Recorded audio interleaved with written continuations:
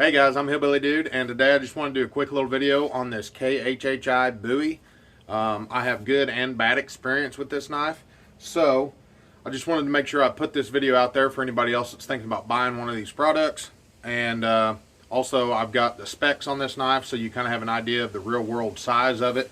And yeah, just some of my personal opinions. So let's get started. First of all, I want to say this is made by the Kukri house out of Nepal. It's made in Nepal by, it's called the KHHI Bowie. So obviously the Kukri house is known around the world for making kukris, but this here is not a kukri. It is a large Bowie knife, and it's a beauty. I think it's really well made. It has good craftsmanship. All of their knives are handmade. You can get on their website and you can look at and see, you know, how they're made. There are videos of them testing them after they're made, and all the different models and prices and everything like that. One thing I thought was really unique and really cool about this product is that whenever you order one of their knives, you also get like a whole little bundle of information that comes in the box with this, and it's got like a little card of the knife maker who made it, how long he's been working, like a bunch of his, you know, statistics and stuff about him. And so I thought that was kind of cool. Like, you get, you know, a little touch of like the personal craftsman that took the time to make your knife. So that's one thing that's kind of neat. It's a little different than just buying from a big company where they're just stamped out or laser cut and sharpened through in a box. You know, it's kind of different. But one thing I will say is, anytime you get products that are handmade like that, the consistency is not going to be the same as companies that are making large batches of hundreds of knives out of the same pieces of steel, doing all in the same heat treat process and everything the same. Each one of these is uniquely handmade, so there's going to be a little bit of variance, and that could present some problems. This is the first one I got. I ordered it. I really wanted one of these knives, and I thought, man, that big Bowie looks just about as close to the Crocodile Dundee knife as you're going to find. And so really that's kind of part of what motivated me. And so I ordered it. And this is the first one I got, and there was something way off with this. Obviously it did not come like this. This was me abusing it. But it came looking just like this one. And I could tell right away. I took it out of the box, went out and played around with it, cutting, you know, just doing some small chopping and stuff like that. And I was very unimpressed whenever I bent the tip. See that little tip? I rolled that over first just by sticking it in a rotten log and doing that, and it should not have bent. Absolutely should not have bent. It was not in deep. It was not a solid log by any means. It just folded over like it was made out of aluminum. So then I went on to test it a little further.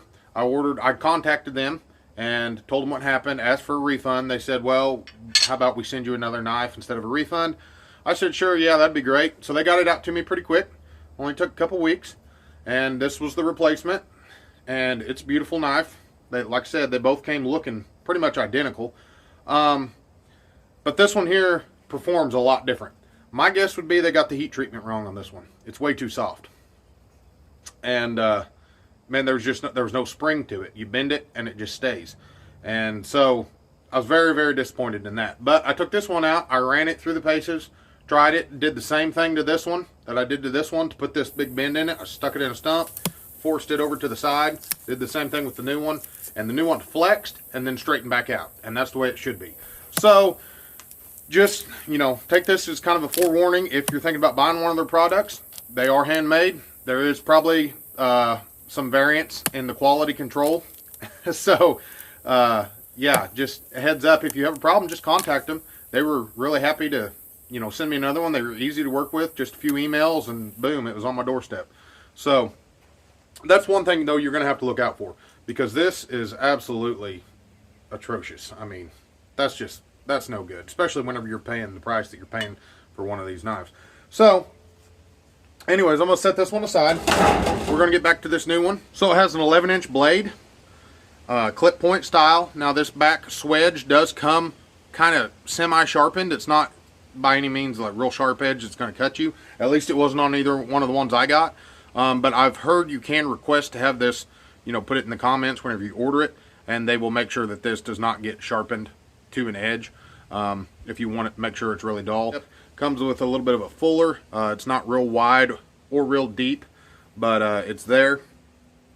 It's a saber grind, so which is good because it's a very thick blade, and you're retaining a lot of that thickness about halfway down the blade. So I mean, basically it's a giant 7mm thick chunk of steel. But anyways, yeah, it's 11 inch. It's got an 11-inch blade, which comes out to 27.9 centimeters for all of my non-American friends out there. The handle has rosewood scales on it. They're pinned in. They have some kind of steel pins that has, I don't know if you'll be able to see it, but it actually has a brass like casing around the outside of that. And it's rosewood handles. It's got this finger guard, and it's got this, what they call the power hammer. And this is basically just a really thick chunk of steel. Both of these, the finger guard and the pommel, are welded to the tang of the knife. So it's all one piece, essentially. Full tang, obviously. The handle's actually really comfortable. 5.5 inches long, 13.9 centimeters for the full handle, which gives you an overall length of 16.5 inches or 41.9 centimeters. So it's a large knife. I'm a pretty big dude. I've got big old hands, so it might not look that big, but I promise you when you get this, it's a good sized knife. So the weight on their website is advertised at, I think it said actual weight is 800 grams, and with the sheath, I think it was 900 and some change. But yeah, it's pretty beefy. Like I said, you got this big chunk of steel down here, and I measured this one to be a little over a 1/4 inch thick. They advertise it to be about 7 millimeters thick, which is about right, because I would guess this is probably 6.5 to 7 millimeters, but it is a little over a 1/4 inch thick. It's polished finished.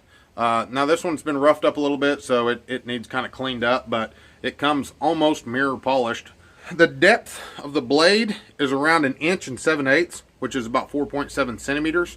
It's made out of 52-100 steel. You don't see very many knives being made in 52-100 anymore.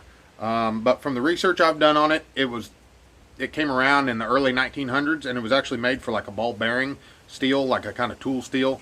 And it was made for ball bearings to go in roller bearings and stuff. So that way, it's a carbon steel, but it's got just a little bit more chromium, I believe, is what it is. So it kind of helps keep it from rusting just a little bit. It is comparable to like 5160 or 1095 from the research I've done on it. Most people you won't see very many large knives of this, blade length in 52-100. It's generally a little bit smaller, but ideally, I like 5160 myself, but I mean, this is a proven steel, and the biggest issue I've seen reading threads and watching videos about this steel is that a lot of blacksmiths that use this steel say it is very finicky on the heat treatment. It's not nearly as forgiving as like 1095 or 5160, and so I would imagine that's a lot of the reason you don't see it. And that also could be the reason why this one here got all jacked up. They either just completely forgot to heat treat it, or they completely missed their mark on the heat treat. But yeah, apparently it's a little more finicky with the heat treatment, but if you do get it right, it produces a really good product, a really good knife. I'm not sure exactly what the hardness is on this. It might say on the website, but I don't recall. But it's a Bowie knife. It's not anything extra hard. I mean, you don't want a super hard edge on this. You want something you're going to be able to chop with and do heavy duty camp tasks, and then if you need to, throw an edge back on it. This is October 13th 2022, and right now they still have this listed on their website for like $115 plus shipping. That's what I paid. I got my first one a few months back, got this one here about a month back, and yeah, 115 bucks is the price on their website, but after shipping and all that extra crap, it ended up being like 150, 160. But that's worth it for a knife this size if it's a quality product, and so far this one here has been. You're not getting anything special with the sheath. It's actually kind of junk, but it does the job. It's almost, I'm not sure what they put in there. It's almost like cardboard, like a hard cardboard or something in there, but then they wrap this fake leather around it, give you a little loop for a leg loop. Got a big, generous, this is probably the only thing on the whole sheath that's actually leather. It's a big old belt loop, snap, and it fits in there nicely.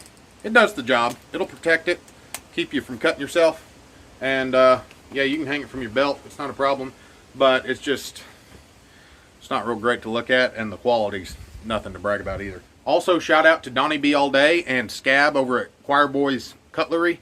Those are two channels you should check out. They're the ones who kind of led me to this. I'm going to keep on beating on this. If anything happens down the road, I'll let you guys know. But as of right now, yeah, I think it was a decent purchase. Took two tries to get one that was good, but so far so good. So thanks for watching, guys. Please like and subscribe. I'll see you later.